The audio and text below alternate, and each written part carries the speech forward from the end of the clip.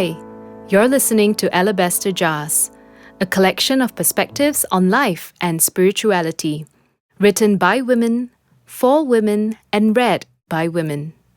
I'm Sheena, and the title of today's reading is Anything But Brown. The key verse for today is from John chapter 7, verse 24. It says, "Do not judge by appearances, but judge with the right judgment." I have a problem embracing the earth, dirt in particular, and I pass this quirk on to my son. From the moment he opened his eyes, he learned to stay within the borders of a multicolored patchwork quilt. The quilt was his world, and I kept it cleaner than a surgeon's prepped hands. Every time Jazz slithered to the edge, I'd say no and put him back in the middle of the quilt. The quilt was his sanitary universe. Outside of the quilt, I was always armed with wet tissues and disinfectant spray. The patchwork quilt continued to be his world even at almost 6 feet and 12 years of age. He could never spread out on the carpet and watch TV, unless the quilt was under him. Unfortunately, my idiosyncrasy became his paranoia. On picnics, he refused to sit on the grass.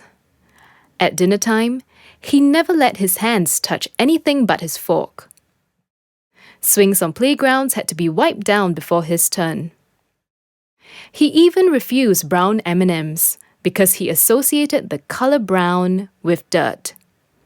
He would carefully open a pack and separate the browns from the other colors. Kenny, his brother, saw this as an opportunity of a lifetime to have twice the amount of M&Ms. He explained to Jazz that if brown meant dirt, then chocolate in all form was dirty. Chocolate was brown. Break open a yellow M&M and it is brown on the inside. Somewhere along the way, Jazz realized his need for chocolate exceeded his bias towards the color brown. Or maybe it was the pain of handing over his share of chocolates to his older brother, who made a big production of enjoying all the M&Ms. I don't know. Today, Jazz loves chocolate, but he still has anxiety attacks when he comes in contact with dirt. He also regrets all the extra chocolate he missed out on during his prejudice to brown days. Prejudice almost always results in loss, don't you think?